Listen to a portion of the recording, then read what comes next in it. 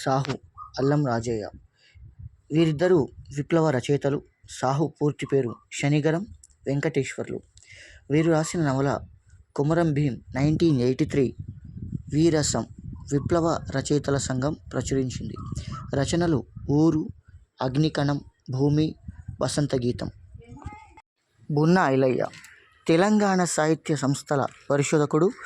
ఇతని పరిశోధనలో అతి ముఖ్యమైన గ్రంథం తెలంగాణ సాహిత్య సంస్థలు. ఆదిలాబాద్ నుంచి హైదరాబాద్ వరకు గల సాహిత్య సంస్థల పుట్టు పూర్వోత్తరాలను వివరిస్తుంది. కాలువ మల్లయ్య కథలో తెలంగాణ జన జీవితాన్ని విశ్లేషించారు. గిరిజా మనోహర్ గారు షష్ఠిపూర్తి సంచికకు సంపాదకులు. రాళ్లబండి కవితాప్రసాద్. వీళ్ళు ఆశు కవిత్వంలో దిట్ట, ధారలలో సిద్ధహస్తులు. వచన, గేయ, మినీ కవిత్వంలో తన వంతు పాత్ర పోషించారు. రచనలు అవధాన విద్య, ఆరంభ వికాసాలు. ఇది విశిష్ట సిద్ధాంత గ్రంథం. దత్తపది అనే అంశం గురించి వివరిస్తుంది. రెండవ రచన బంద్. ఇవి రాళ్లబండి కవితాప్రసాద్ గారివి. నెక్స్ట్ చూసుకున్నట్లయితే జయధీర్ రేపల్లె తిరుమలరావు గారు.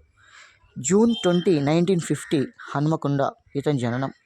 కందుకూరి వీరేశలింగంతో ప్రభావితమైనారు. తెలుగు విశ్వవిద్యాలయ ప్రొఫెసర్గా పనిచేశారు. ఆంధ్రప్రదేశ్ ప్రభుత్వ ప్రాచ్య లిఖిత గ్రంథాలయం పరిశోధనాలయ సంచాలకులుగా కూడా పనిచేశారు. అట్టడుగున పడిన రచనలను కూడా వెలుగులోకి తెచ్చారు. అలనాటి సాహిత్య విమర్శ అముద్రిత గ్రంథ చింతామణి పత్రిక ఆధారంగా గురుజాడ డైరీలు రాశారు. తెలుగు లిపి పరిణామం, అభివృద్ధి బుక్ను రాయడం జరిగింది. నెక్స్ట్ సురవరం ప్రతాపరెడ్డి లేఖలు. వీటిని కూడా వెలుగులోకి తీసుకొచ్చారు. ఇప్పుడు చెప్పిన ఈ రచనలన్నింటినీ కూడా ఎవరు జయధీర్ లేదా రేపల్లె తిరుమలరావు గారు వెలుగులోకి తీసుకొని రావడం జరిగింది.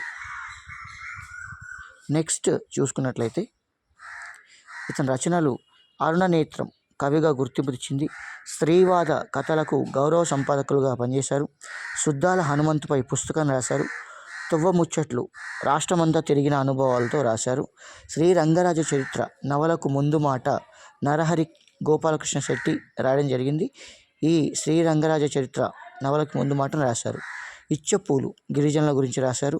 పోది ఇంటర్వ్యూలు. పరిశోధనలు చూసుకుంటే తెలంగాణ రైతాంగ పోరాటంపై ప్రజా సాహిత్యం మీద పరిశోధనలు చేశారు. గోండి, కోయ భాషలపై పరిశోధనలు చేసి గుంజాల లిపిని వాడటానికి ప్రయత్నం చేశారు.